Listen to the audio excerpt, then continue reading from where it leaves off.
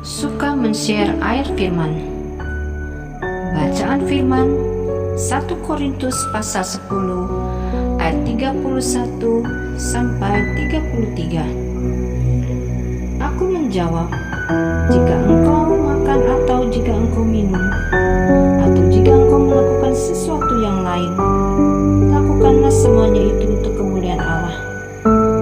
Janganlah kamu menimbulkan syak dalam hati orang, baik orang Yahudi atau orang Yunani maupun jemaat Allah.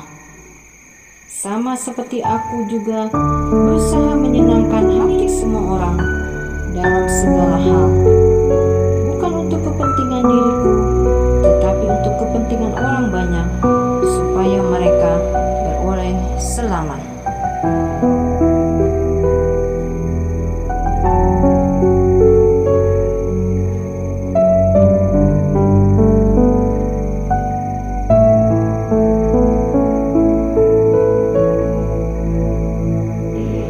Komsel kami terdapat kebiasaan untuk membaca satu kitab Amsal setiap hari sesuai tanggal.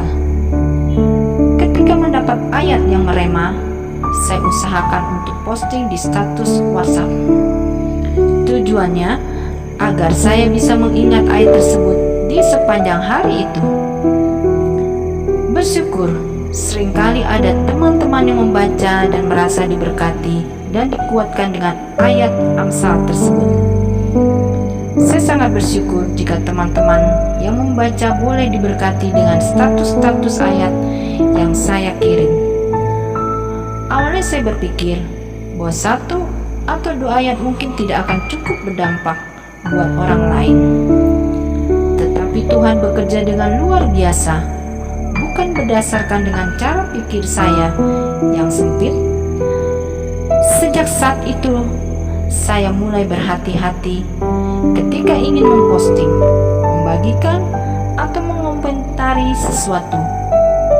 Kita benar-benar harus memperhatikan hal-hal berikut. Apakah hal tersebut benar? Apakah hal tersebut perlu untuk dibagikan?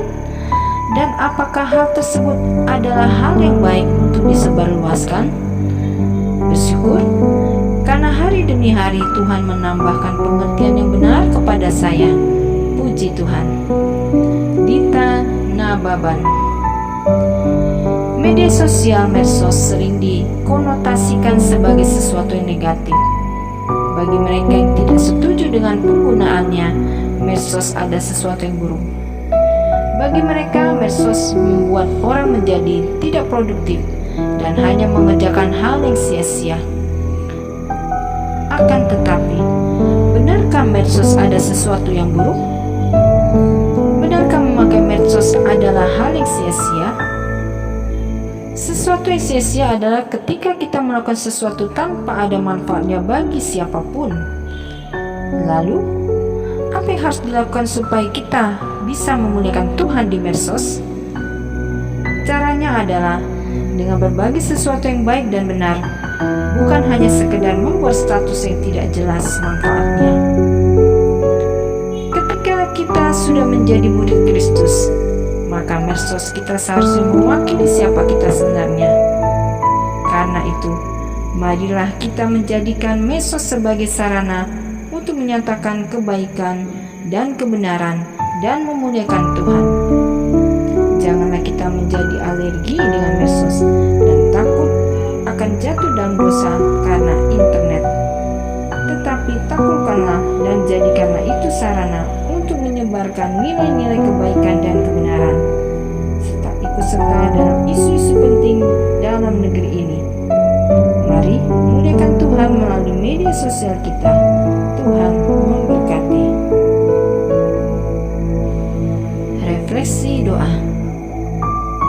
Tuhan, biarlah keinginan untuk selalu membagikan kebenaran-Mu selalu ada dalam hati kami.